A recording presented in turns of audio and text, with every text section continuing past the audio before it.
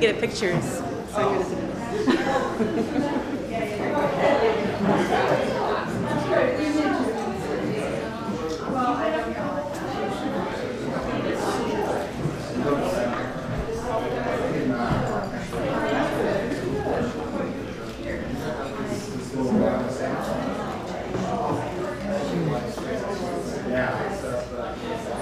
think we'll probably get started in about 5 or 10 minutes. So if you want to get another snack downstairs or another drink.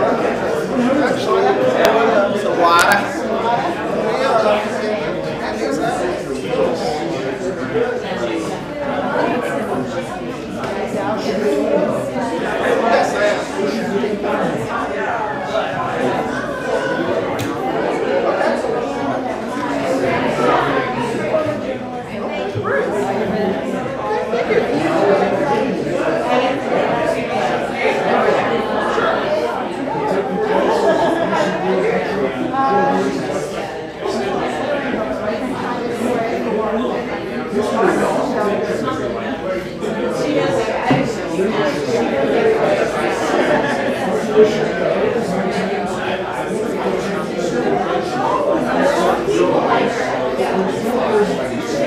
welcome.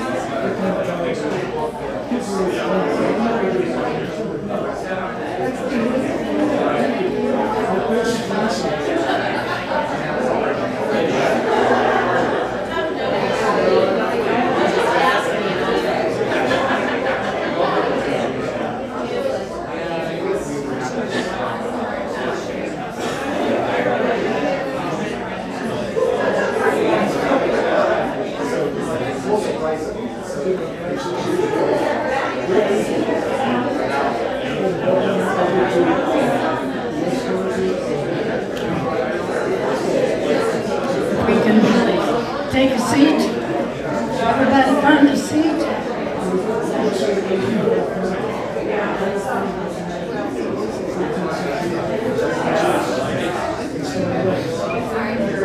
Okay. Welcome. Welcome, everyone. Thank you. There's a couple more seats up here. You want to come on up? Don't be shy. Yeah. My name is Sandy Nance. I'm president of Colorado Presswomen. We're an affiliate of the National Federation of Presswomen, which was founded in 1938, long before women were allowed into the Society of Professional Journalists, or the Denver Press Club for that matter. Since then, our members' careers have expanded from being journalists to include a wide variety of communication professions, but our support for the First Amendment and all that makes quality journalism is unwavering as the focal point of this organization. That's why we keep press in our name.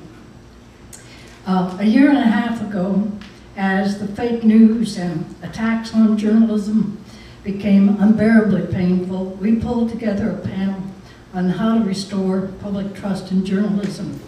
It featured Chuck Plunkett from the Denver Post, 3 journalism professors, and the head of the National Association of High School Journalism Educators. We had an ad hoc committee that sifted through all of the suggested solutions from that panel to find some place where CPW could have an impact. We concluded that educating students to become savvy consumers of news could also create households full of news literate citizens. We talked about trying to create a curriculum of our own. And then committee chair Marilyn Salzman used her decades of experience doing media relations for Jefferson County Schools to ferret out the News Literacy Project. What we dreamed of is the work that they've been doing for the past 10 years, and at a level of quality that we never dreamed of. Today's presentation is the culmination of her committee's efforts. Could I have a show of hands? How many librarians there are in the room?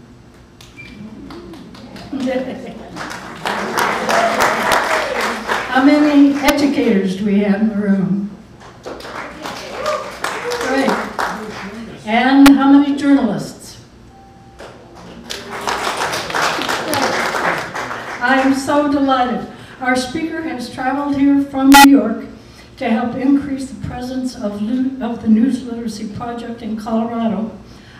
Marilyn, will you introduce Damaso Reyes? Thank you, and welcome everybody. So glad to see you all here. Thank you, Sandy, for all your work, and Sharon Elmerall may still be downstairs at the registration desk. And Mark Newton. Mark, raise your hand. He's the person who was on the panel who got us going on all this. So I don't know if we should thank you or... Yes, we should thank you. We should thank you. Let me tell you a little bit about Damaso. He's the Director of Partnerships for the News Literacy Project. He's a multimedia journalist whose work has appeared in such publications as the New York Times, Associated Press, Wall Street Journal, and Der Spiegel. He's also a senior fellow with the World Policy Institute. He spent more than a decade as principal photographer for the Europeans, a photo documentary on the changing face of Europe. His work has taken him to Asia, Africa, and across the United States. His images were included in the 2014 monogram, Black, Celebration of Culture, and 2005 book, Innocence Lost, When Child Soldiers Go to War. In 2008, Damaso was a Fulbright Scholar, and he's won other prestigious grants and fellowships. For 3 years, he was a volunteer for the News Literacy Project, working in classrooms in New York City, talking about news literacy with students, sometimes from Barcelona, Spain, where he was living for a while. We have been working together since last September. We met online and on the phone. Today is the first time we met in person. And this is his first time in Colorado. Like BIG, the notorious BIG and the notorious RBG, and Joe Sinisi and I, he is born and bred in Brooklyn. And Carol. Is it $2 then? In Colorado, so please welcome him to our state.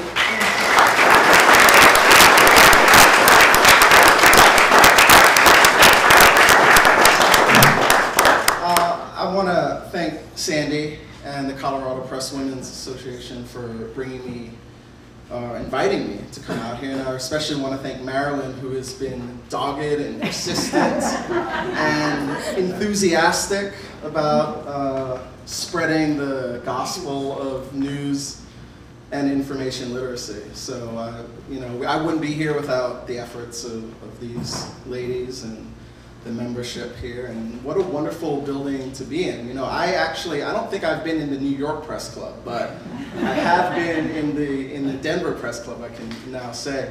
I'm gonna get started so that, because I know that you guys are being very generous with your time, and hopefully we'll also have an opportunity to do some Q&A and have a bit of a conversation as well.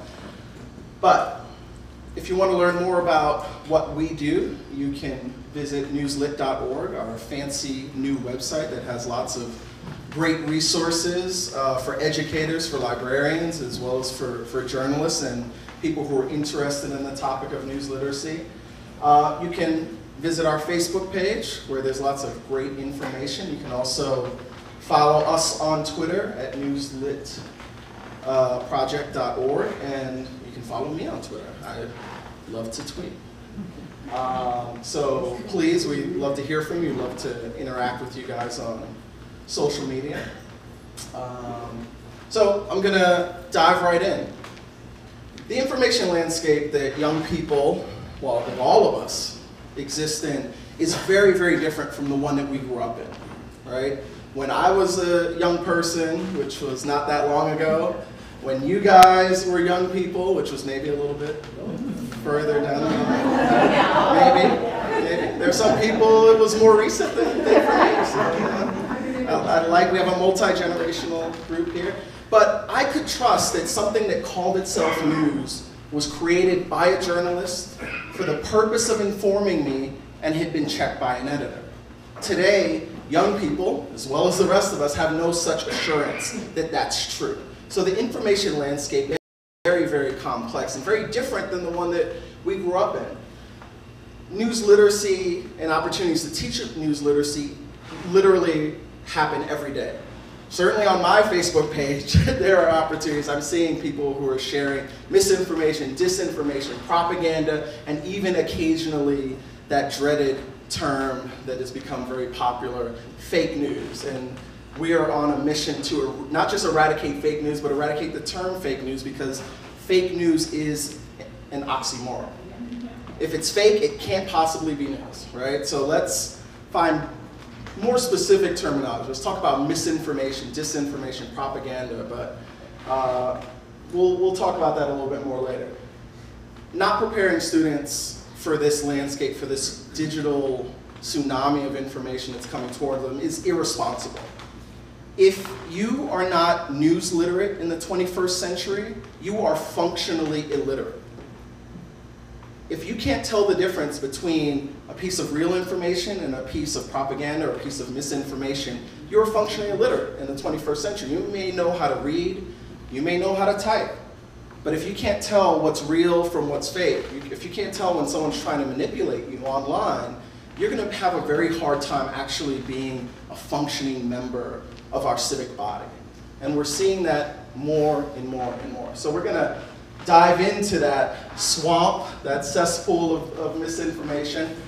But let's set the landscape a little bit. This is what happens every minute on the internet, right? We've got people streaming on Netflix, millions of searches on Google.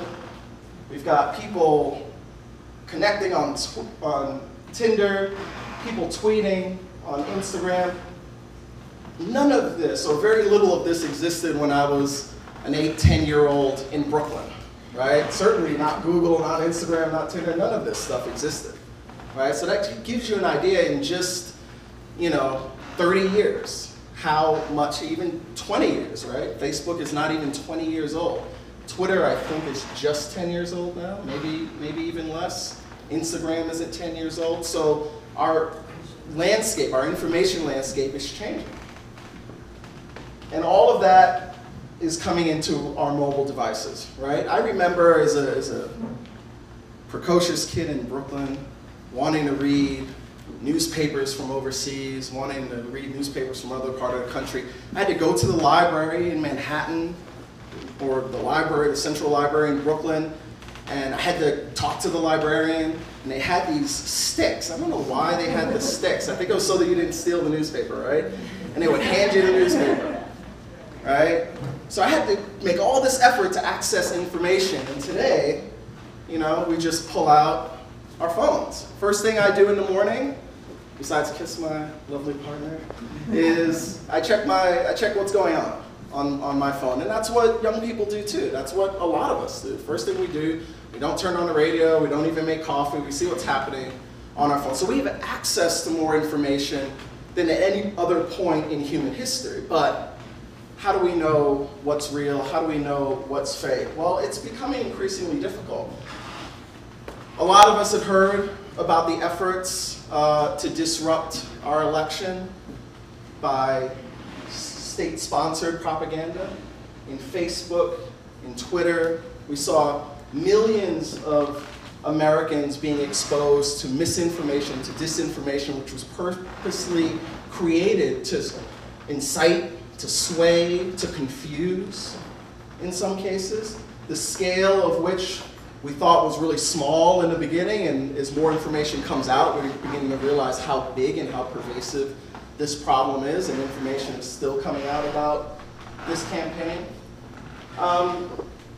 Organizations created fake Facebook groups on both sides of the political spectrum to sow animus between groups. There was one case where a group created two protests on different sides of an issue at the same time. And nobody knew who had organized the protest. They just saw something on Facebook come out on this day at this time and protest. And so you had people protesting Islamization in Texas. You had people protesting in support of their Muslim neighbors, both of whom had been brought out by folks sponsored by the Russian government. YouTube has become a really popular venue for mis and disinformation and propaganda. So here's a YouTube channel, ICYMI. It stands for In Case You Missed It. And it's very slick. It looks a lot like these videos we see produced by BuzzFeed, which sort of explain what's happening in the world in a short, succinct amount of time, and they've become very popular. And they've produced over 300 videos since January, and their description on YouTube is, a little punchy and designed to provoke a little bit of, smiles or smirks, depending on where you are on the political spectrum. But they're run by RT. Who knows what RT stands for? Russia Today, which is sponsored and paid for and editorially controlled by the Russian government. But nowhere on this YouTube channel will you see that Well, actually, they have a very small disclaimer that they just put up. So via RT. But if you don't know what RT is, you're not necessarily going to know who's pushing that message, right? And obviously, RT has a very specific editorial bent. They kind of make no bones about it. We know who pays the bills at RT and who sets the editorial direction, right? On their YouTube channel, it says RT is funded in whole or in part by the Russian government, right? So we're seeing people get very creative about how they want to reach young people.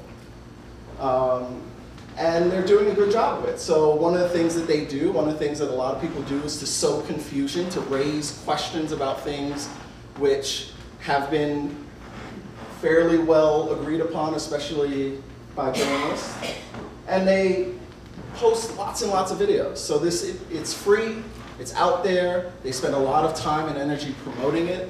And a lot of young people, they're not watching CNN, they're not watching Fox News, they're not watching MSNBC. They go to YouTube for their information. So this is something that adults, obviously, should be aware of. You know, I love Michelle Obama, I think she's always right. But in this case, who remembers or who knows what she was actually holding up a piece of paper talking about? Does anybody remember this photos from about 2 years ago?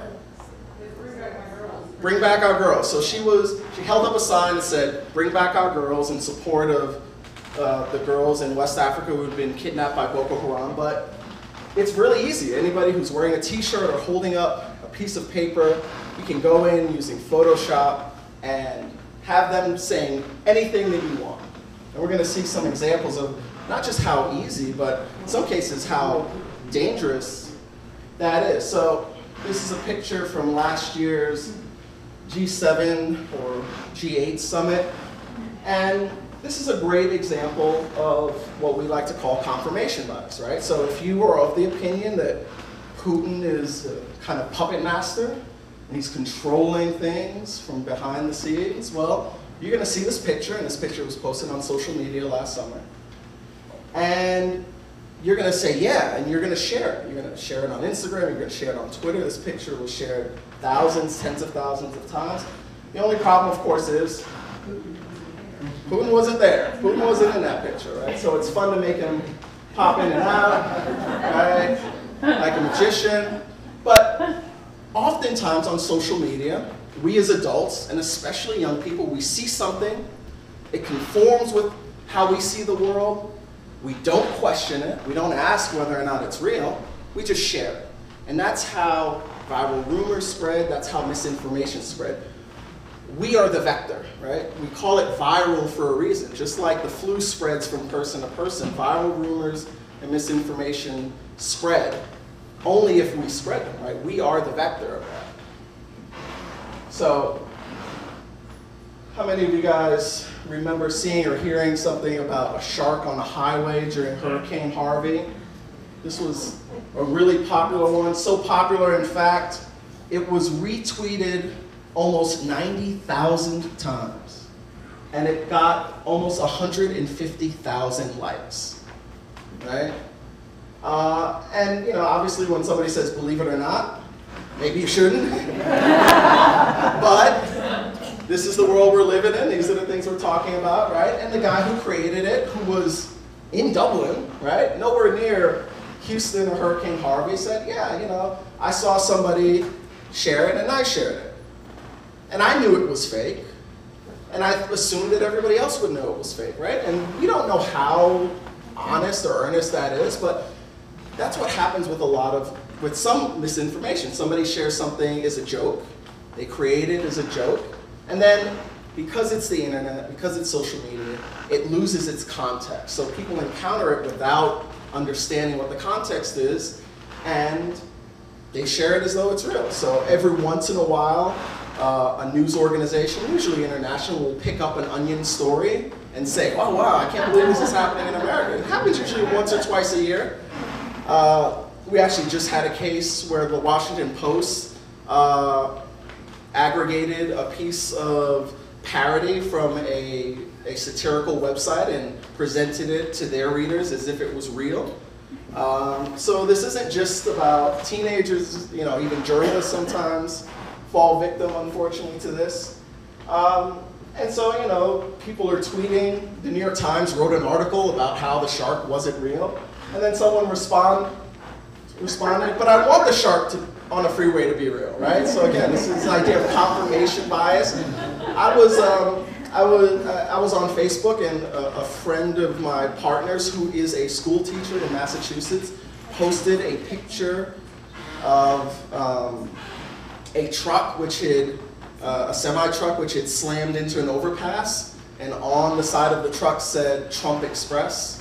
And she shared this, and I looked it up and I said, oh, this is wrong. This is not a piece, this is a piece of misinformation. She said, I don't care. I think it's funny, and it resonates with what's happening. And and that's kind of where we are. Some people say it's funny, or yeah, maybe it's not true, but it reflects reality, which, you know, is kind of a dangerous place to be going, especially from the perspective of a journalist or an educator. This went viral a while back. Got lots of retweets and lots of likes, right? Of course, it's not real at all. And in fact, people can go to a website and make their own fake Trump tweet, their own fake. You can do this for any Twitter account.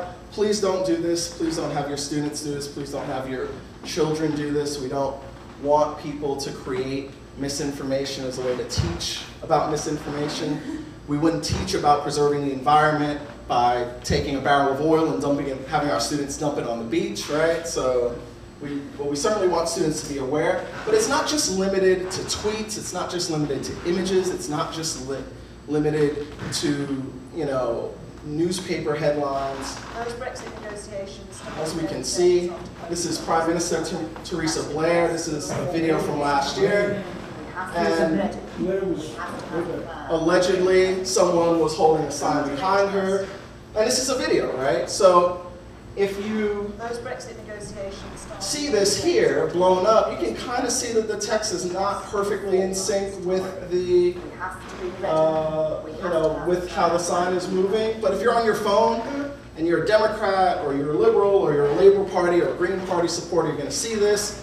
You're going to think it's funny. Maybe you think it's real. Maybe you don't, but you share it, right? And that's what people count on who create disinformation. They want you to share it. They don't want you to think too hard about it. They want to provoke an emotional response, and then they want you to share it, right? They want us to short circuit our reasoning set to us, and that's never a good sign. When somebody doesn't want you to think too hard, they're probably trying to take advantage of you, right? It's not just foreign politicians who are susceptible to this. We're entering an era in which our enemies can make it look like anyone is saying anything at any point in time, even if they would never say those things. So, for instance, they could have me say things like, I don't know, Killmonger was right, or Ben Carson is in the sunken place, or, how about this, simply, President Trump is a total and complete. Now, you see, I would never say these things, at least not in a public address, but someone else would. Someone like Jordan Peele. This is a dangerous time. Moving forward, we need to be more vigilant with what we trust from the internet.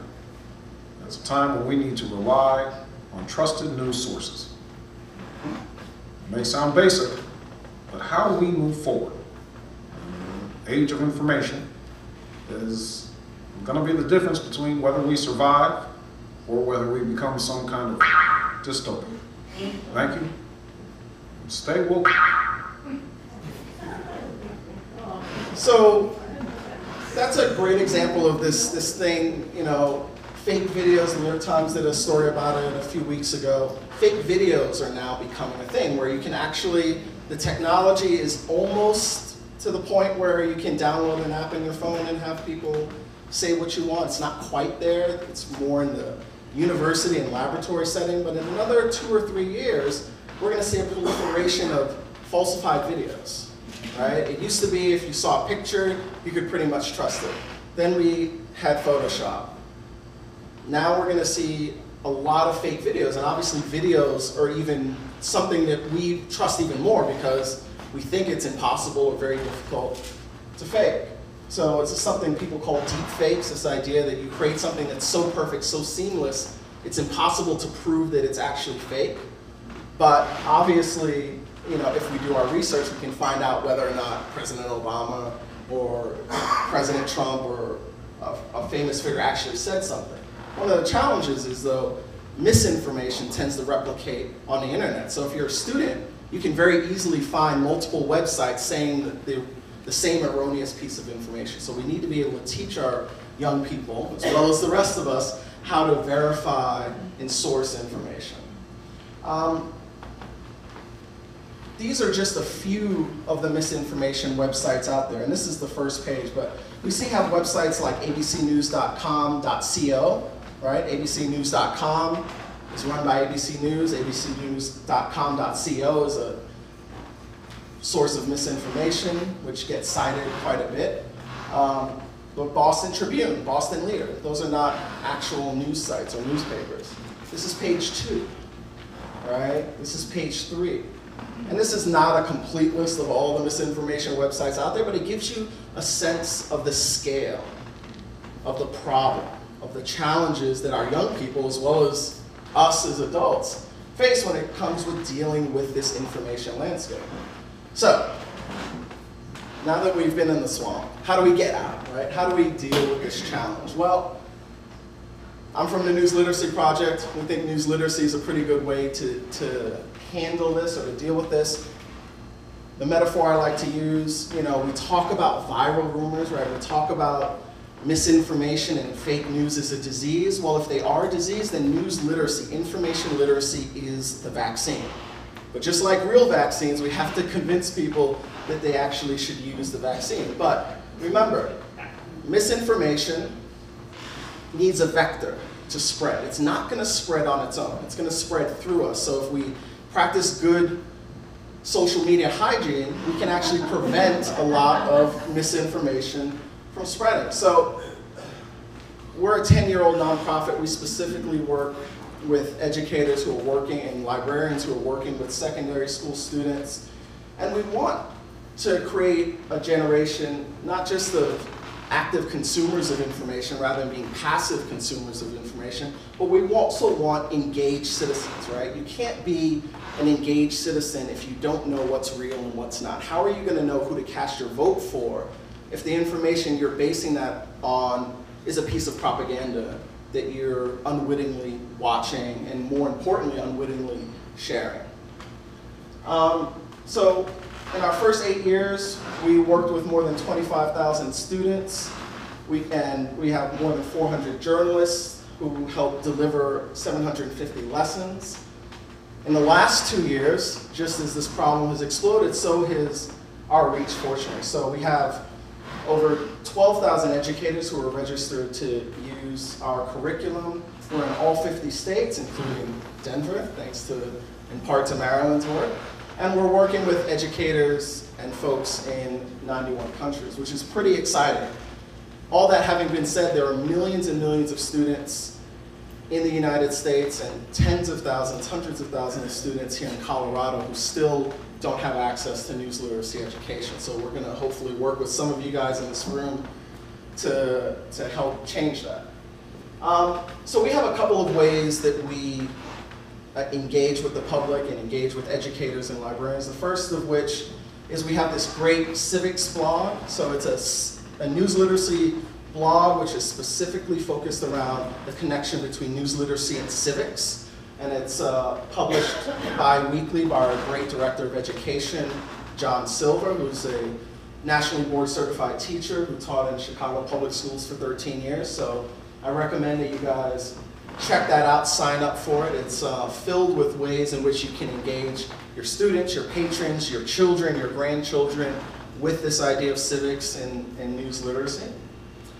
We also have a weekly news literacy newsletter called The Sift. We publish it once a week, during the school year. It's on break now, but there's a great archive I recommend you check out, and we're going to start publishing again in September. And this takes the week's news and looks at it through the news literacy lens. So if you're a teacher, if you're a librarian, if you're a parent who wants to talk to your children about the issues of news literacy, we take the week's news and we look at it through a news literacy lens. We have a viral rumor rundown where we take the week's most viral rumors that have been spreading on social media and we debunk them and we provide links for everything. And we also explain them. Sometimes a viral rumor is true or partly true. So in this case, Nancy Pelosi does live in Pacific Heights, but there was a picture showing a house in that neighborhood with a really big wall around it, and that wasn't Nancy Pelosi's house. So it's important to be able to parse this stuff out, to be able to show and explain why something is or is not true. But we even go further. We give educators and librarians and even parents discussion prompts, things and ideas of how to raise news literacy issues in relation to the news with your young people. We also always put something which is proactive. So an idea that you can have your students or your young people do to engage with the media, to engage or deal with this issue of fake news. So it's a really useful tool, and like I said, we have a great archive. So if you follow that link, sign up. I think you'll get a lot out of it. It's really interesting. I contribute to it from time to time. And our premier platform is something we call the Checkology Virtual Classroom. You can go to checkology.org. But we've created, as Sandy alluded to, a curriculum focused around news literacy. So right now we have 12 lessons. We're actually going to be expanding it to, I think, 13 or 14 starting August 1st. And we deal with topics including how to sort information. Believe it or not, young people need to be told the difference between news and opinion, between advertising and propaganda. So we have a lesson that focuses on that. We have a lesson that focuses on what the First Amendment is. So we're in a room full, this is my favorite part of every presentation. We're in a room full of educators, journalists, librarians. Can you raise your hands if you have the answer? And you can't use your phone, you can't use Google, I'll be looking. Can you name the 5 freedoms protected by the First Amendment? Raise your hands.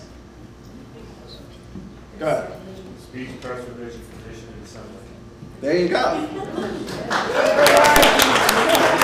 That's what I like to see. There are places I go to where they can't name. I'll be in a room full of educators. I have a prize. Hold on. I think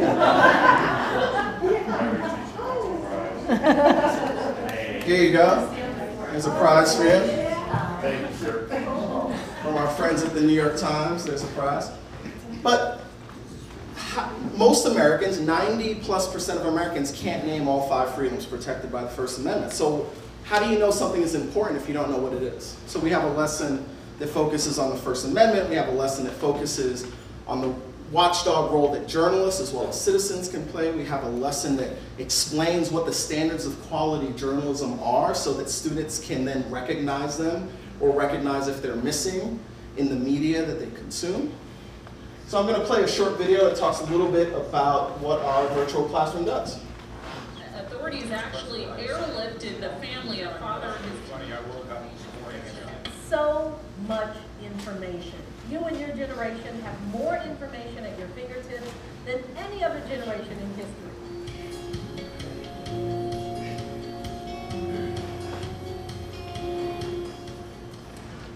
Students are faced with a barrage of information, whether it's from their phone or the television, and they don't really necessarily have the discerning skills to figure out, how do I trust this information source?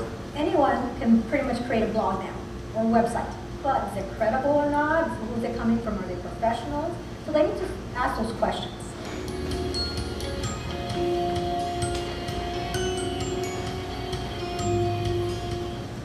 Welcome to the Checkology platform. This is where students gain tools to evaluate the credibility of information and separate fact from fiction. The Checkology virtual classroom is really impressive. It's a very sleek tool. They are now being introduced to a lot of this new tech tool that's going to revolutionize their classroom experience.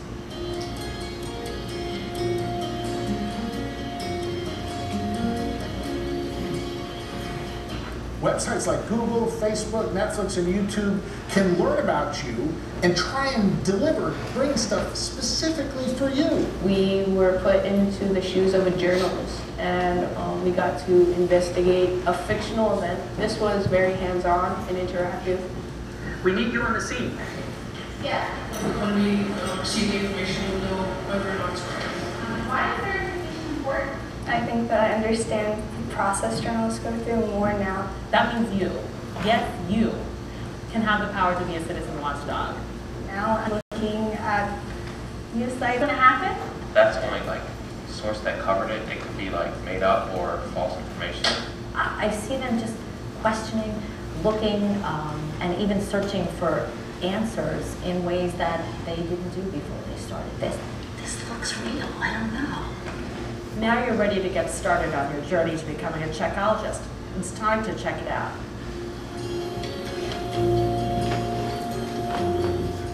So our lessons are hosted by journalists and by subject matter experts. And again, it's really about helping students navigate and understand the digital landscape. Journalism has standards, right? There are standards that journalists aspire to. We don't always perfectly match them, but we have a goal when we create journalistic content. So explaining sourcing, explaining the pursuit, if not always the capture of neutrality, the idea of providing context as well as verification. These are concepts that most students don't understand or don't fully appreciate until they have them explained to them. So we feel like that's a really important thing to understand when you're looking at media, not just journalism, but what you encounter on social media as well. So we want students to be able to detect misinformation. We want them to be able to recognize quality journalism when they see it. If you don't understand or appreciate why journalism is different from other sources of information, you're certainly not going to seek it out, and you're probably never going to pay for it, right? And we understand that, you know, when I was growing up, nobody had to explain to me what the news was, what journalism was. I learned it by osmosis. Today, we actually have to explain, as journalists, as educators, as parents, why journalism is important. And we want students to be having conversations about what to trust. We don't want a generation of people who simply accept or reject the information that's presented to them. We want people to be skeptical of what they see in the world, but we don't want people to be cynical, right? A cynic is just going to accept or reject, depending on what their worldview is, the information that they see. A skeptic is going to question everything, including the information that comes from what they consider a trusted sources. And that person is going to be much less likely to fall for misinformation. So one of the things that we've seen over the last 10 years, and this is really interesting, it's not something that we specifically talk about, but students indicate that they're more likely to vote when they come of age, which is a great side effect. Students feel more civically that they do check information. They're more skeptical of information they see online, and they also better appreciate the role that journalists play in our democracy. And when we have people in positions of power who are constantly questioning the ethics that journalists pose, when they're questioning whether or not journalists play an important role in our society, we need to, as people who understand that role, we need to provide counter-narrative, or we need to provide information which explains that to students. And when they are exposed to that information, they appreciate it, they act on it. They seek out information, which is really important.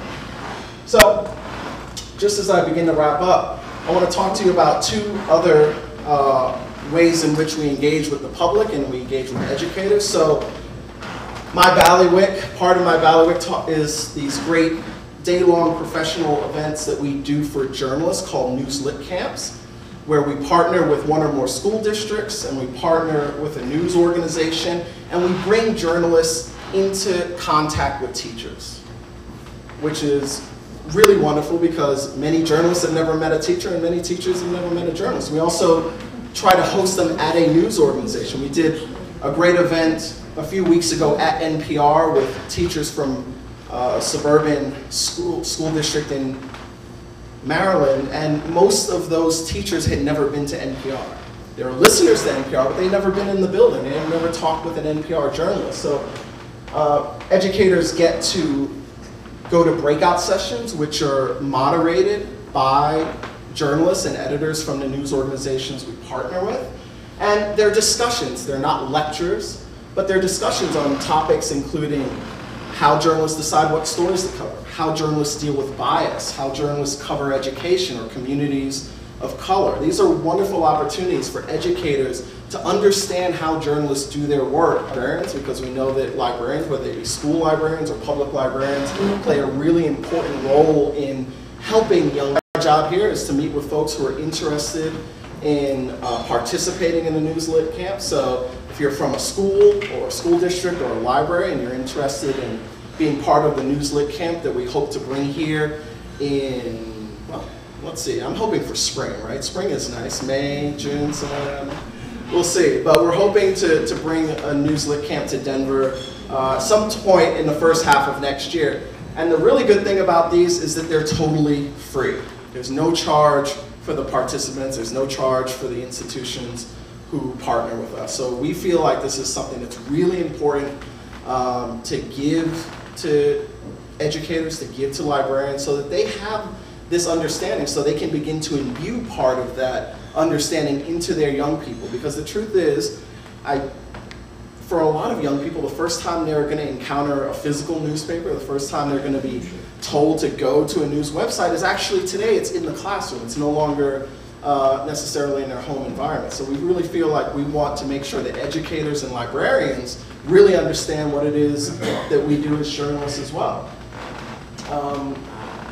The other thing that we're doing is we're actually rebooting our journalist volunteer program. So when we work directly in classrooms with teachers for the first 8 years of our organization's existence, one of the highlights of every class was that we would have journalists come to the classroom and talk about what journalists do. And I was one of those journalists. It was a really exciting and fulfilling opportunity to talk about the work I did and help explain it to the next generation of news consumers. Well, since we've developed the Checkology virtual classroom, now we reach many, many more classrooms and many more students. So we're gonna build the ability for educators, those 13,000 educators who are registered to use our platform, to be able to request either an in-person or a virtual visit from a journalist who's part of our directory. So we're gonna open this up to as many journalists who wanna participate, and we're hoping that we can share this experience with a much larger group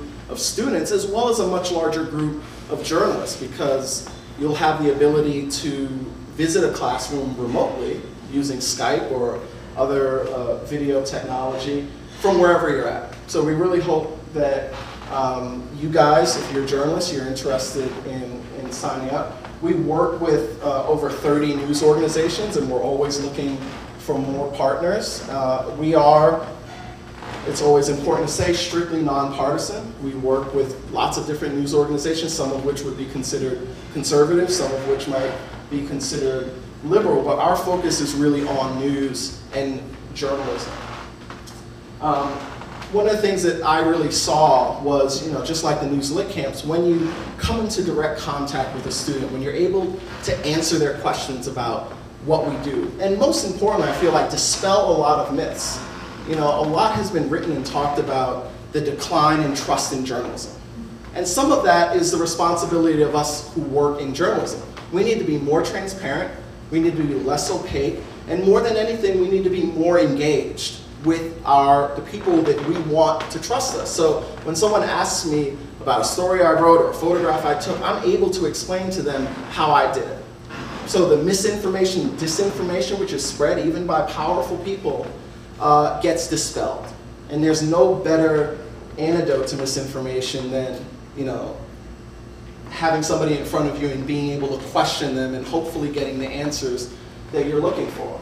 And we really want a broad and diverse group of journalists. We're looking for geographic diversity. We're looking for media diversity. So if you're a new media person, if you're a digital first journalist, especially if you're a young journalist, one of the things that students really like is seeing somebody who's not that far removed from their own experience and being able to go in a classroom and talk about how you went from sitting in a classroom like theirs to 10 or 15 years later being on the front page of a website or a newspaper. It's very encouraging.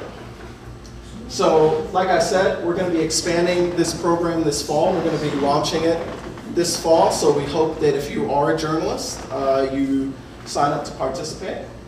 And you can follow this link and you can sign a short form, and we're going to be getting in touch with you shortly about how to register. So please write that down or share that with your colleagues who you think might be interested. Feel free to tweet that. And we're looking for people who work on staff. We're looking for people who are freelance. I've always been a freelance journalist, and I was a volunteer for NLP. That's how I got my start with the organization. So I can say from first-hand experience, it's incredibly, deeply satisfying as a journalist to be able to talk with young people about what we do. And finally, here's a link to some resources that I've put in a folder. We've got some videos, one of the videos that you saw there, if you want to share that with some people you know. We've got handouts, we've got explainers and graphics that you can share online and share with your students as well, so you can follow that link. And you can hopefully have some more information. And obviously you can go to our website, newslit.org, and there are even more resources on there as well. So I'm going to stop talking, and hopefully I'm going to take some of your questions. So thank you guys so much for your attention.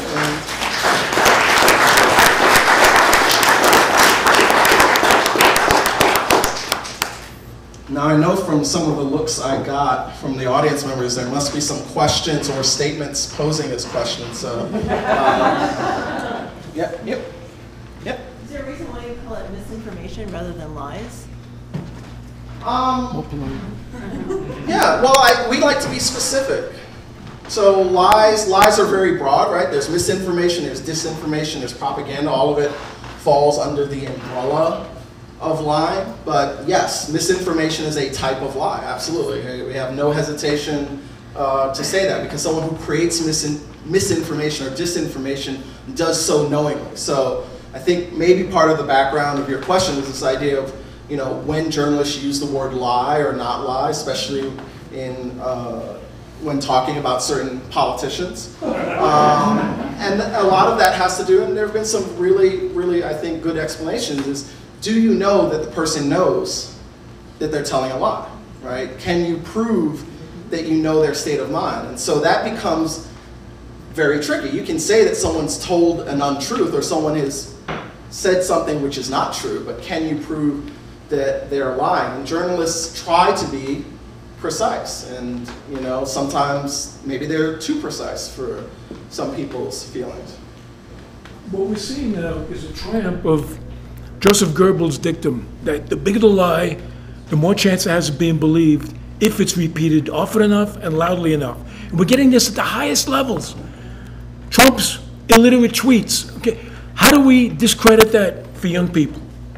Well, I think we have to, and this is something that's very important, I think that we have to teach young people to be skeptical, right? So I remember I was talking with a group of students recently, and they were talking about how, well, this comes from a government website, or this comes from a senior level politician, or this comes from a CEO, so shouldn't it be true? Getting young people to question people in power, not just to take for a fact if this person is a part of your political party or the opposition, that this person is lying or telling the truth. I think that we have to encourage people to question the information that's presented to them and give them the tools that they need in order to verify that information.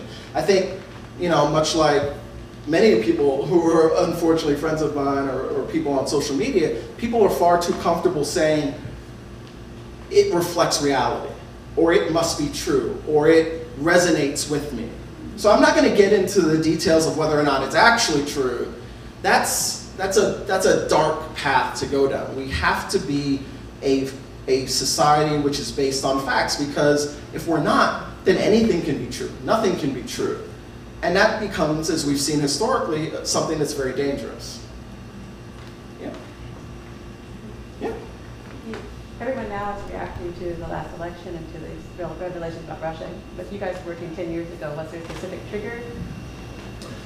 Our founder, so the question is, a lot of people are reacting to the most recent election, but we've been working in the space for 10 years. Was there a particular trigger? Our founder, Alan Miller, was for more than 20 years a reporter for the LA Times, and he won a Pulitzer Prize for one of his series. And he visited his daughter's classroom in suburban Maryland and was shocked to find that most of her peers, I think she was a 6th grader, just didn't understand what journalists did. They had no clue that, oh, that's how you call people and then you check what they say and then you check again. They had no idea. So he got inspired to say, well, if this is a nice, rich suburban school district in Maryland, what's it like in the rest of the country? So he got inspired to create our organization so that more young people would actually understand not just what journalists do, but what the value of journalism is within the context of our society. So for a long time, as our founder says, we were a voice in the wilderness, and now we're kind of an answer to a prayer. And it's been, I started working at the organization in August of 2016, and I just said, well, I'm going to work at this really nice, really important, but obscure nonprofit, and I won't really have anything to talk about at dinner parties. And then November 15, 2016, all of a sudden, a lot of people wanted to talk to me. So we're glad that we've been doing the work we've been doing, and we're glad that we have things like Checkology in place, because as Sandy described, you guys were thinking about creating your own curriculum, and then you discovered, hey, these guys have already done it. And there are, of course, other people working in this space. So we're not the only people, for sure, but in terms of creating something that's turnkey and creating something that's really designed to be used with secondary students, I think I'm safe in saying that we're the most advanced in what we're doing. But part of the reason why we keep improving is the feedback that we get from the public. So we'd certainly like for you guys to share your insights with what we've created. So all the way back. Yeah, this all is counting against background for many places, including here in Denver, has seen this kind of business, yada, yada, yada. How do you promote news literacy in an environment where journalism in some ways is fighting for its life? Real journalism, stuff that my colleagues here practice. What do you say? I mean, what do we do? I think that's exactly why you have to support news literacy, right? There's a demand problem.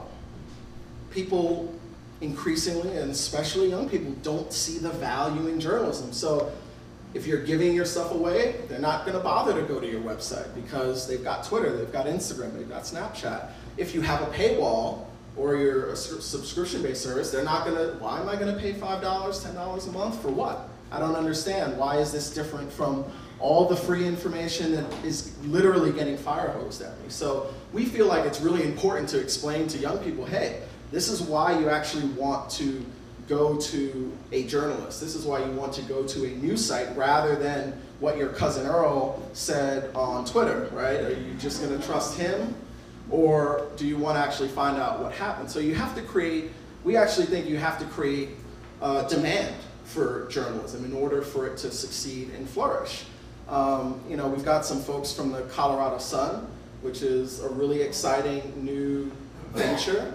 We want young people to realize that that's a good source of information. That's a place, if they want to know what's happening in their state, in their community, that's a website that they should go to, right? But you actually do have to explain this to young people. So it is becoming very hard for journalists, but at the same time, we have more access to journalism than we ever have. So we want young people especially to understand that they have to seek out information.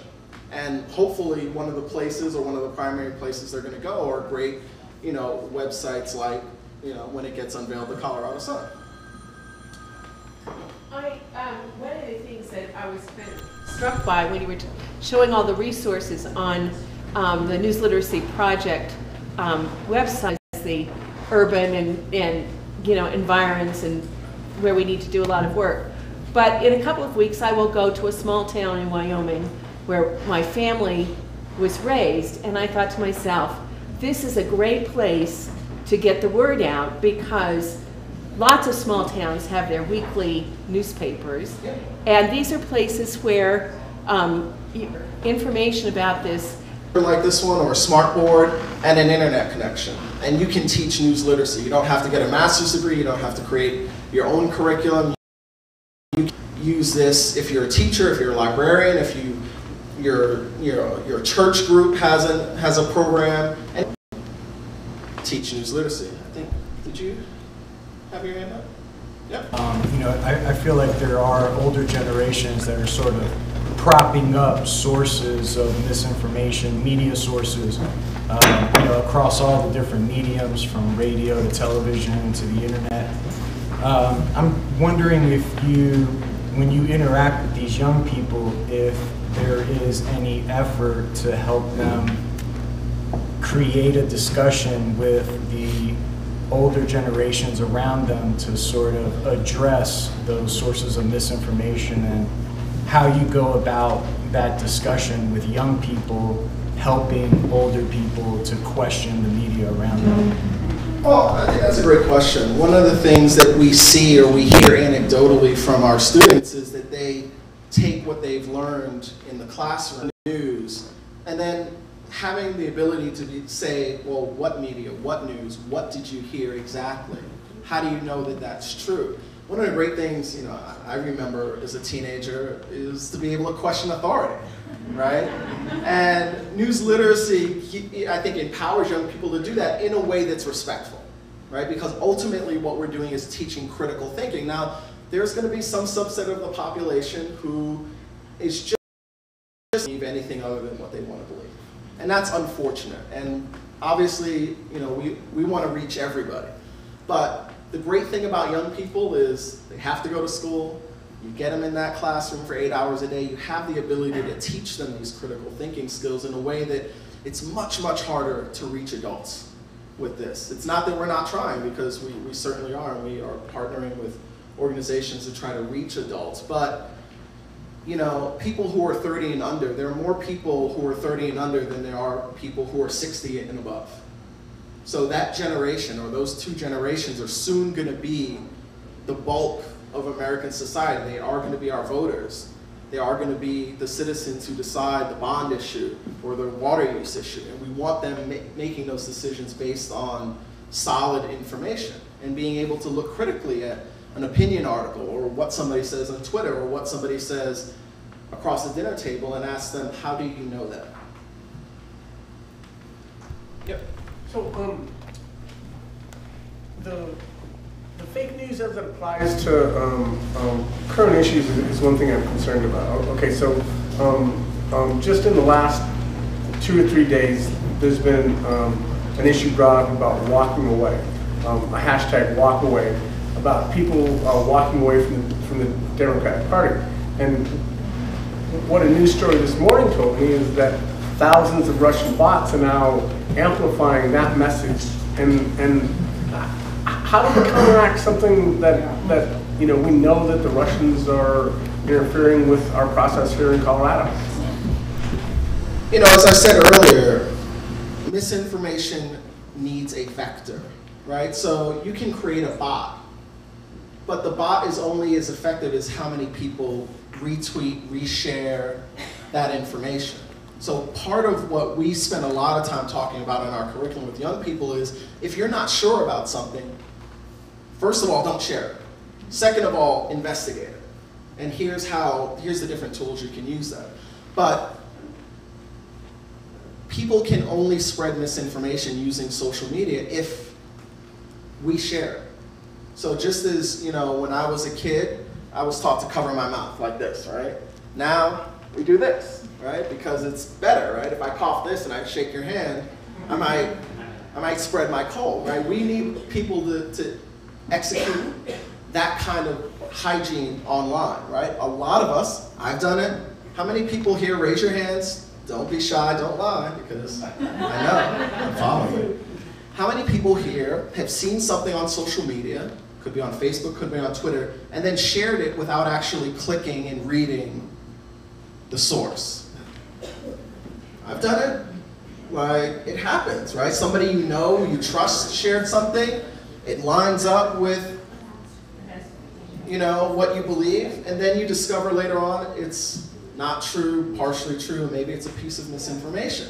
Getting out of that habit alone can stop misinformation in its tracks. But what we saw in that earlier slide, those millions of people got exposed, it wasn't just that people were seeing things an ad bought, it was that people were sharing things. And then your Facebook feed, people who were friends with you on Twitter, then see it. If you cut that part of it out, misinformation essentially stops, or it becomes much, much, much more difficult to share. But it's a huge problem, and the technology companies are grappling with it, educators are grappling with it, but one of the things that we need to really accept is this idea is that we can't not teach this. We have to teach this to our young people. We have to prepare them for the world that they are going out in so that they have the ability to understand what's real and what's not. And when someone's trying, more importantly perhaps, when somebody's trying to manipulate them. Hold on. Yep. I'm working with a group, docacademy.org, and we are trying to build critical media literacy tools around documentary film.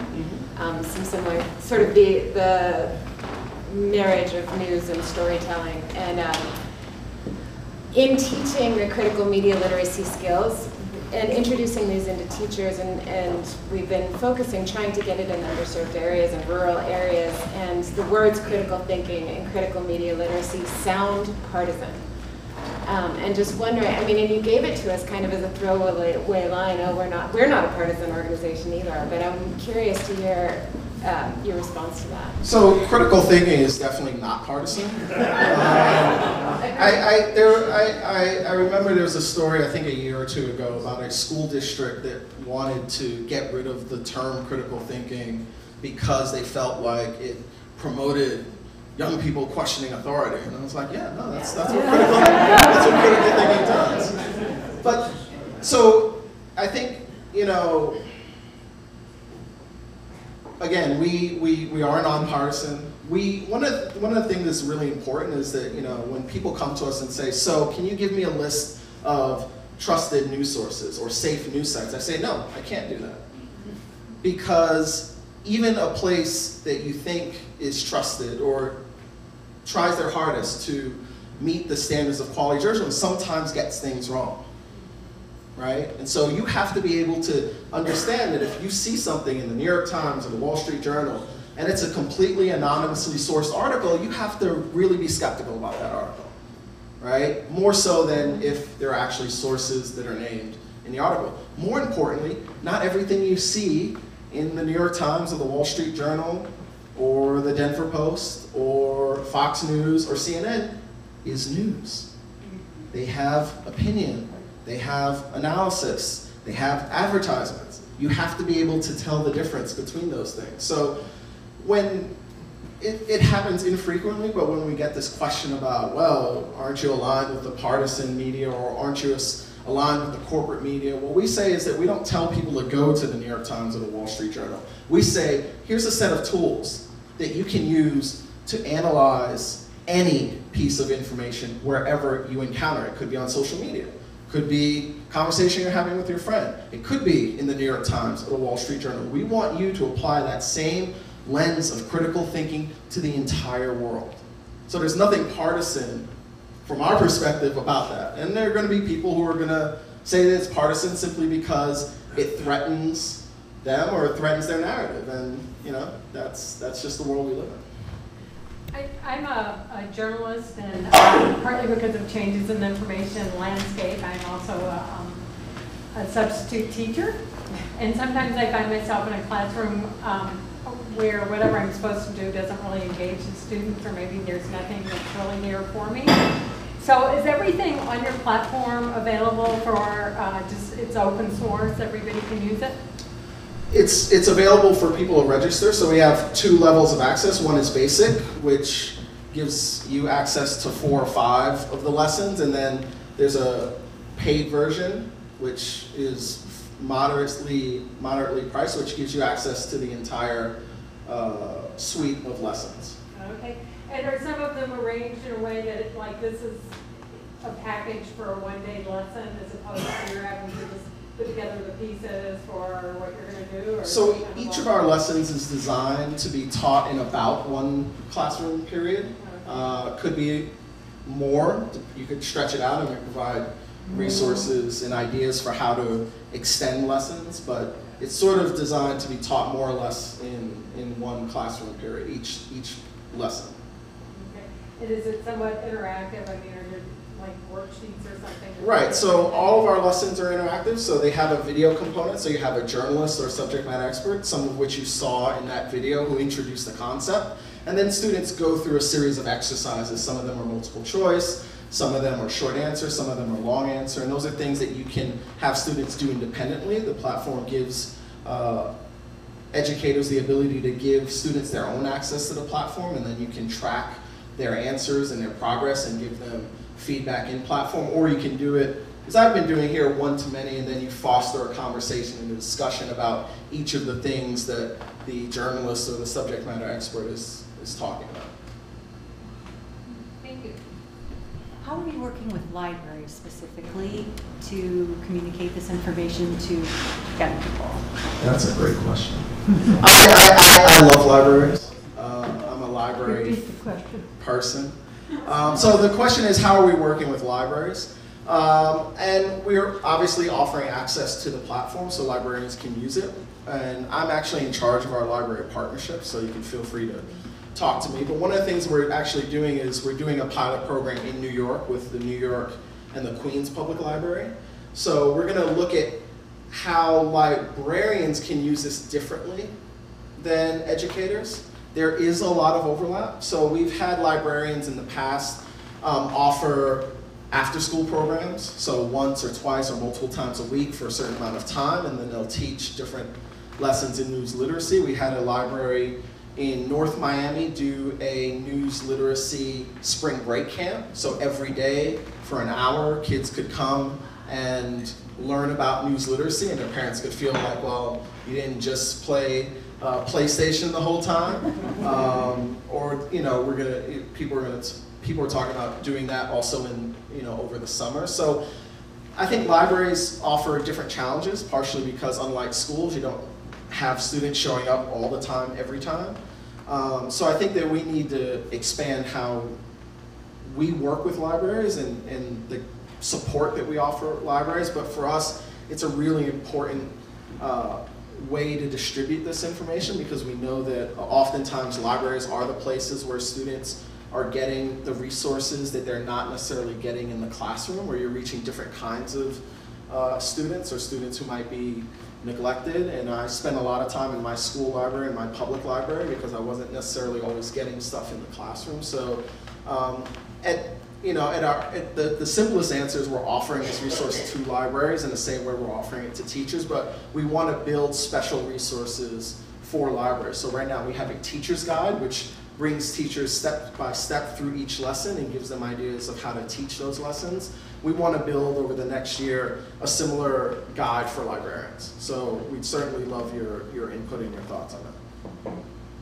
What about including in something like that? Why the value of libraries in this day when they're inundated? They don't think they need to go to libraries anymore. Well, I think that's its own special project. I mean, we're focused. So the question was, can we find a way to, talk about the importance of libraries? I think, we've bitten off quite a large chunk of the apple talking about the importance of journalism. But I do think that by offering this resource to libraries, we give librarians another tool that they can use with their patrons, right? So if you're offering this as an after-school class, as an enrichment class, as a summer class. Hopefully your patrons will see that and they'll say, hey, I should bring my kid here. Librarians often are being asked to do more with less, and so we're hoping that this is a way that librarians can bolster their offerings and bolster their programs, because that's increasingly why people are going to libraries, is for programming. First of all, this is awesome, thank you. Second, I think that you said it a couple times, like I wasn't getting it in school, or we can't not teach this, we have to teach it. But we're not. We're teaching it one teacher at a time, and that's a tremendous challenge. I think that this solution is a political one. I think it is one where you have to engage legislators to make this a requirement for kids to graduate from high school, to get admitted into colleges and university, to be admitted to the military. Then we're not having this conversation. Then it's the curriculum just blossoming. It's the fact that it's not required to teach. And I've really fought this as a teacher for 35 years. If I wanted to make a difference, I had to do it in my own classroom, and I definitely can't do that. But we teach what's valued and what people say is valued. In Colorado, there are 120 or 100, 200 or whatever school districts, and each one sets its own requirements. Yeah, I mean, it's incredible. So you very neatly outlined the challenge. In the United States, we're very proud of our history of local control, but it makes implementing things on a state level, on a national level, very, very challenging. I think what's interesting is that we do have legislators in California and Massachusetts who have introduced bills to require news literacy education. Italy, earlier this year or late last year, passed a law saying that news literacy education has to be taught in classrooms. Other nations are doing that. If this is something that you guys are passionate about, you should talk to your legislators. If there is if there's a public amendment process or a public referendum process, gather those signatures. What we're doing here is, I go to groups like this, and I talk to people 20, 30, 50 at a time, and hoping that it spreads. But obviously this is a national problem that needs a national solution. So I encourage you to share this information in your communities, but also to talk to your elected officials. Ask them what they're doing about this problem, and don't take the stock answer, for granted. Don't just whatever pablum that they give you. Challenge them to say that, hey, this is an important thing that we need to institute. The training is a perfect example of that, right? Like that you're going to offer the training, it should be at the legislature. Like you should invite them, and if they don't show up, you got to call them out, right? We got to say, like, why aren't you there? I think that's where you're going to get the buy-in, because critical thinking is good for everyone, even though some people have said that, right? What's important is when you say you get the buy-in. No, you get the buy-in. Right. That's what I heard, yeah. Because I live in New York, and our organization is based in DC. Right. So if you want to see this change happen, go to your city council.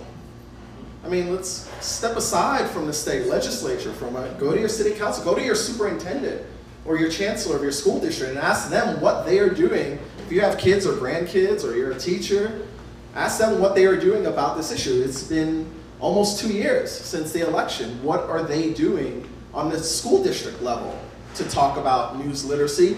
And if they say, oh, we're looking into it, then at the next meeting, hold them to account. That's really where the change happens, by the people in this room talking to their representatives, having their students, if you're a teacher or an educator, having your students write a letter or write an email or a tweet. If somebody gets 100 tweets about something, whether you're a journalist or you're a legislator, all of a sudden you start, okay, well, what's this about? Let's start looking into this. So you guys have a tremendous amount of power and influence in your community. You're here on a weeknight talking about news literacy, right? You guys obviously care. You guys are obviously involved in your community. So, talk to the people who are making those decisions and tell them that this is a priority for you. And keep telling them, keep reminding them. So there's no one in Colorado who you're talking to at the legislative level, I imagine? No, so we don't do direct lobbying in our organizations. There are other organizations that do. The National Association of Media Literacy Educators does some lobbying, but we don't do direct lobbying. But we are talking to folks in school districts. That's part of why I'm here, is to meet with folks and try to get folks interested in our newslit camps and our other offerings. But we really feel like that's something that people on the ground need to do.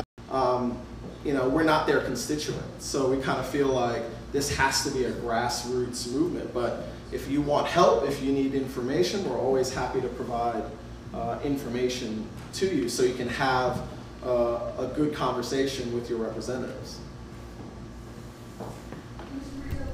We can, if your project also expands it to teach young people to use their own social media critical thinking. And the Trump truck's a classic example. You know the truck's real, but it says it's not. But that bridge in North Carolina, they call it, which is where it is higher at one end than it is at the other. And there are multiple cases of trucks trying to go through there and getting canceled. And that's what that truck is. I've seen the picture before on the internet because of it, right? And then it says Trump. The only thing that's fake is the Photoshop. So have you guys in your curriculum taught these young people, did I see this before? Is there something about this picture that doesn't add up with everything else that I've learned? Yeah, so a lot of what we talk about is this idea of being responsible on social media. So we're not just consumers of media, we're also producers of social media. Every time we tweet, every time we post on Instagram, we're producing media. So we need to teach young people to be responsible for that, but teaching people to do a Google image search, like, oh, that looks familiar, but it's different. Teaching people to use search terms, but that's one step, but getting people to question what they see, especially when it resonates with them, that's the very first step. Because it's so easy to say, wow, that's funny, or wow, that makes me angry, or wow, I'm worried about that, and then share it, right? So we want to, it's a multi-step process. We want people to get in the habit of questioning things. Then we want people to take action when they do question things. And ultimately, we want people to try to correct misinformation when they see it. But, you know, we've got 12, soon to be, 13 or 14 lessons which talk about in great detail and lots of nuance about a lot of the things that we've talked about tonight. Let's take 2 more questions and then we'll let you guys go. Go ahead. So out of those companies that you guys have partnered with, like especially the social media guys, Facebook, Twitter, etc., in your experience and directly with your organization, are they doing or making an effort to actually address this across their platforms? So I think we've seen an awareness or an awakening to the problem. I think that a lot of tech companies were in denial, especially immediately after. I mean, we literally saw denials of, well, this wasn't a very big problem, or our platform wasn't a vector for misinformation. And then as the actual data came out, they began to realize how huge a problem. I think a lot of it has to do with the fact that a lot of these people who work in tech companies are idealists, right? We created these tools to connect people, and why would anybody ever want to take advantage of that? And, my response is, hire a kid from Brooklyn, and he'll explain to you all the ways in which someone will try to mess with you, right? So the monoculture maybe, the groupthink maybe, got the best of people. I think now we are seeing responses from places like Facebook, Google, Apple, and Twitter. Are they robust enough? No. Are they responding quickly enough? No. But a lot of what's going to dictate their response is people in this audience. How you respond, how you engage with these platforms, how you hold them to account. If they think that people don't really care, despite what the media makes such a big deal of misinformation or fake news, the average user doesn't really care, they're not going to care. If you guys are posting on social media, if you guys are flagging stories on Facebook as fake news, if you guys are emailing their support emails, that's going to make a difference to those platforms. I think there is a lot more that these, and this is my own opinion, I think there's a lot more that these platforms can do. At the same time, and this is, again, this is my view, but I think it's important to say, no company, no browser plugin, no algorithm is going to save us from misinformation and fake news. The most powerful plugin to fight fake news is right here.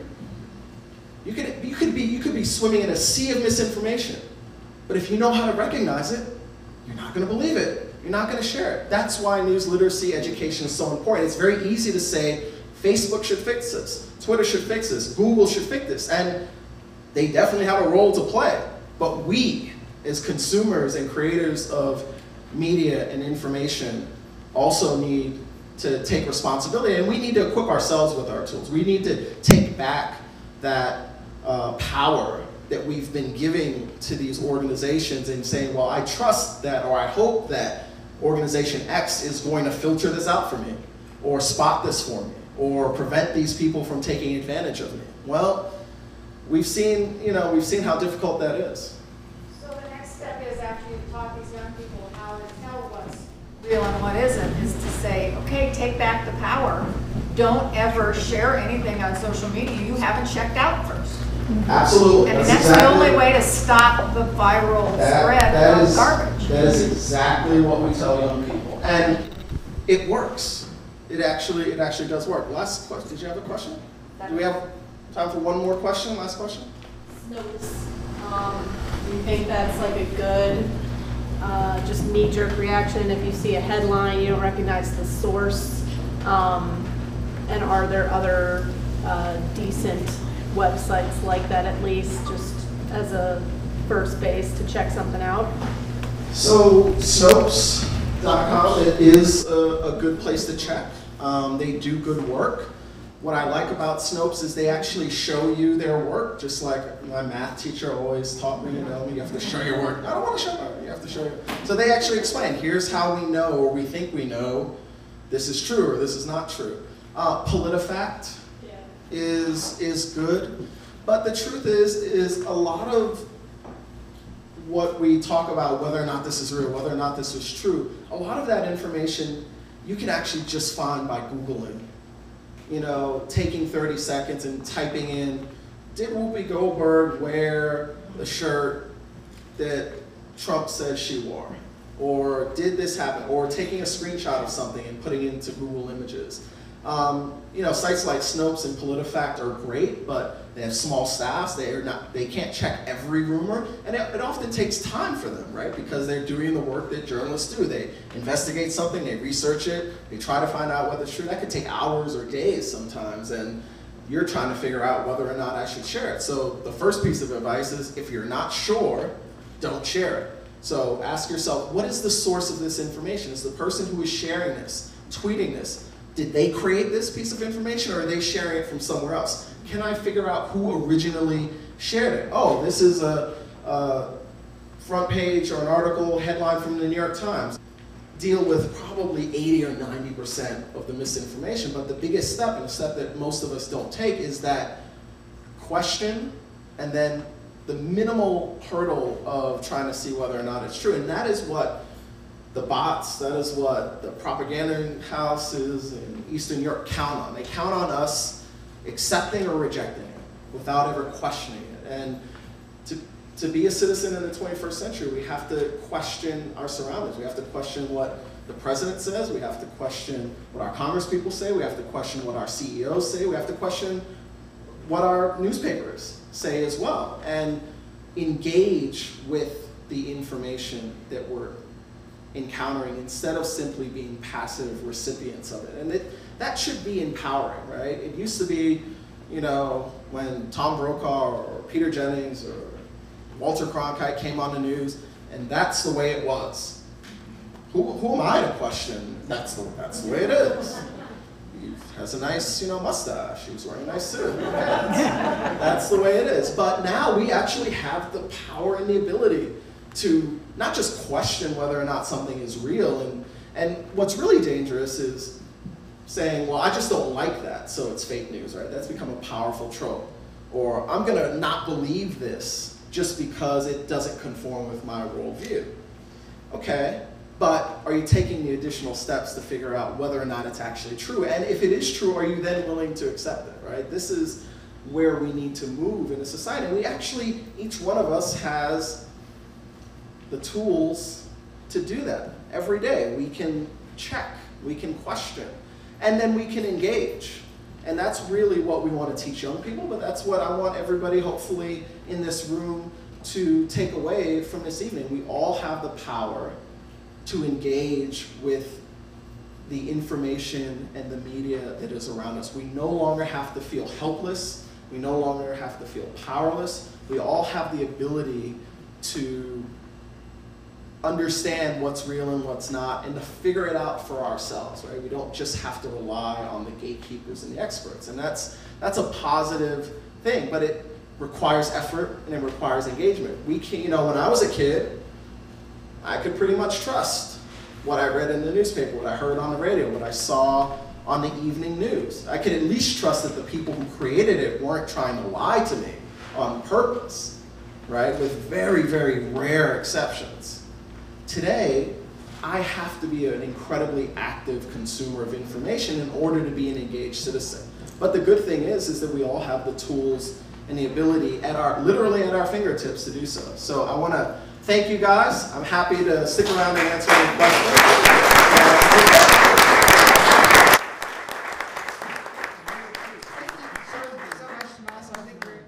More excited about this now than I was before if it's possible. And thank you all for coming. I appreciate your attendance.